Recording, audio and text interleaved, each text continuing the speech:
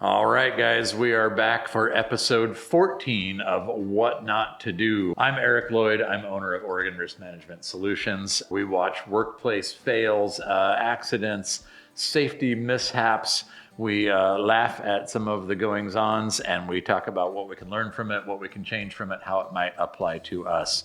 If you're watching the last two episodes back to back, I promise that I own more than one shirt. With that, we're going to jump into our first clip. Producer Dakota says this one's scary. That's about to flash in a big way. Arc flashes are scary if that's what's coming. Oh yeah, there it is. Holy cow. If you guys have ever wondered what it's like to get hit by lightning, I highly recommend being involved in an arc flash like that. That dude, I mean, you see him run away from it. He is so lucky to be alive. He's probably got a sunburn after that. So what do we got going on? We're doing some electrical work. I don't know if that's inspection, if that's maintenance, if that's something flipped a switch or a breaker inside of it. We're trying to figure out why. All around, anytime we're going to open a panel like that, we need to kill the power to it. There is kill you dead levels of electrical in there. That's not little zing, ow, that hurts. That's arc flash, blow up, stop your heart, send you flying across the room. You know that scene in Jurassic Park when they're like climbing the electric fence and then they turn it on and it blows you off the fence? That's the kind of stuff that happens from that, the amount of power that's going on in that panel. So we got to be killing that anytime we open it. If that was even vaguely up to code when it was installed, somewhere on that door is a sticker that says danger, high voltage, do not open, right? Which means we need to go find a main, follow some good energy control procedures, and lock out the power to that panel before we ever even think about opening that up so that we don't run the risk of a flash like that. All right, that was a good start to episode 14. Let's jump into our second clip, electrical safety. We're like cutting through some wiring or something and the power's not killed.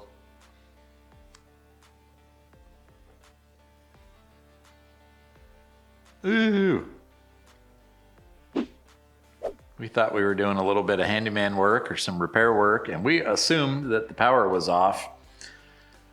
Steve and Sarah Tipton, if you ever watch this episode, this is a special shout out to you from the time that I got drafted into coming and helping you remodel your house. And I got told that the power was off in the kitchen as I was using a screwdriver to pull staples off of the cables in your ceiling. And we found out that I trusted but did not verify, and the power was not off. And we cut a nice little arc weld notch in the end of that screwdriver.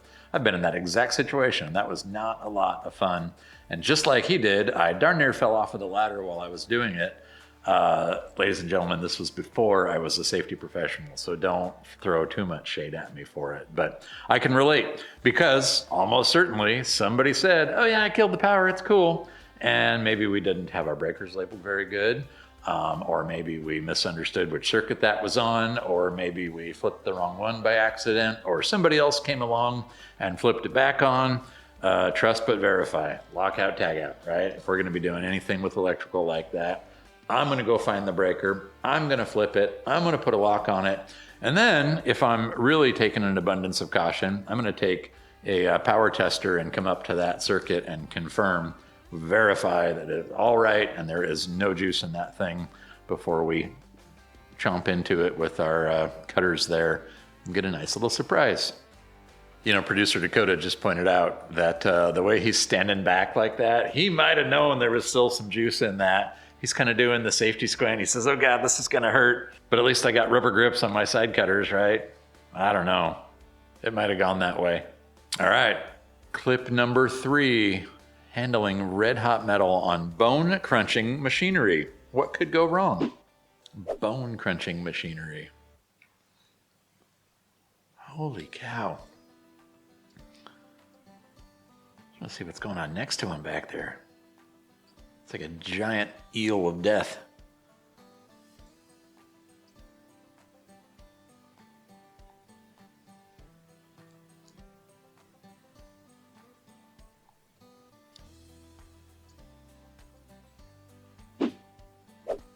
Can we rename this clip Eels of Death? I think that's officially what's going on here. We're making some kind of coil, metal coils, springs or sheet metal or something like that.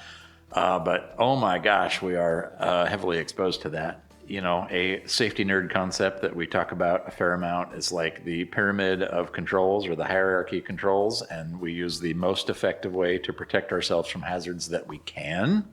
And if there is no more effective way to get the job done and stand off from that, then I guess straddling it with our great big long grabbers like that is the way, but I would sure rather see that done through some automated method. That seems like we are getting awful hands-on right next to that thing. I mean, we don't have any like fire protective clothing.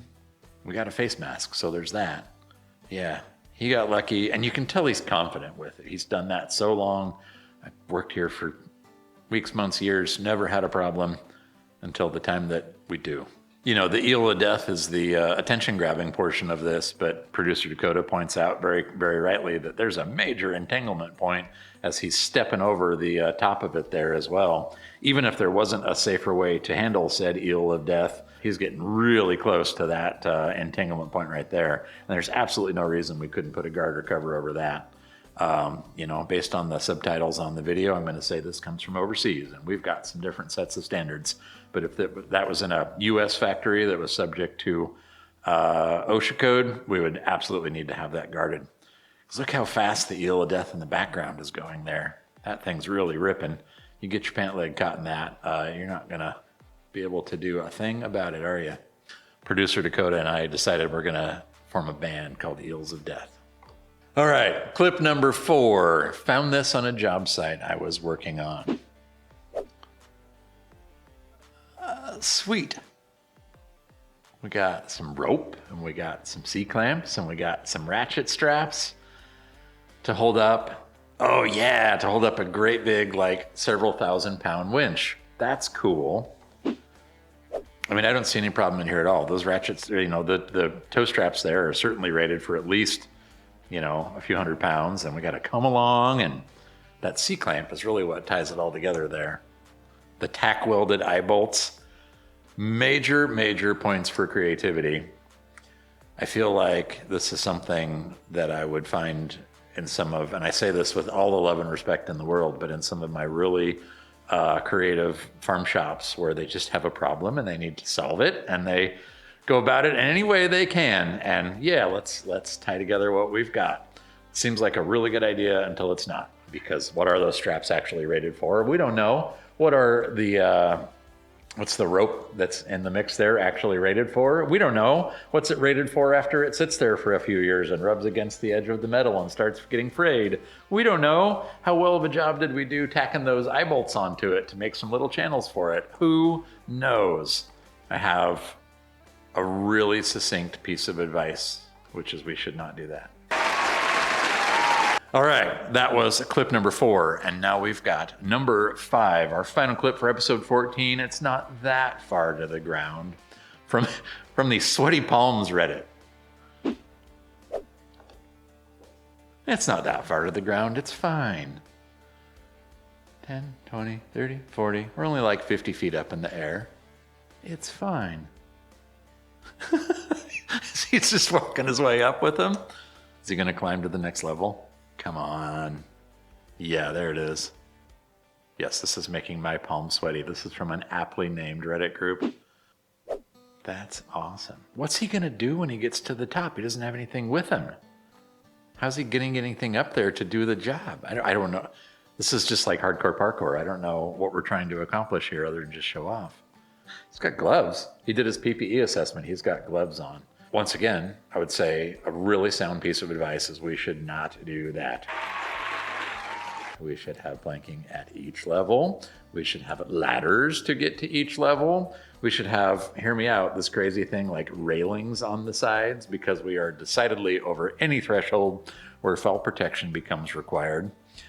I've had this come up like 5 different times in the last 48 hours, but fun safety nerd statistic is the lowest height fatality fall on record with Oregon OSHA is not from the 6th layer of scaffolding, and it's not off the 3rd story, and it's not from 20 feet or 10 feet or 8 feet. It's 42 inches. It's less than 4 feet OSHA has a recorded fatality fall from 42 inches, which means from that far up, we are just gonna splat. We don't have to be that high up in the air for railings to matter and harnesses to matter and things to protect us and keep us from falling. But again, I think we're just doing this recreationally at this point. He's just doing hardcore parkour. All right, you guys, that is it for episode 14 of What Not to Do. I'm so glad that we've got some of these rolling again here. We're going to get back on top of this. We're going to keep these coming out steady. Maybe we'll call this season 2 of What Not to Do. We'll be back with more episodes in the coming weeks. Follow us on YouTube.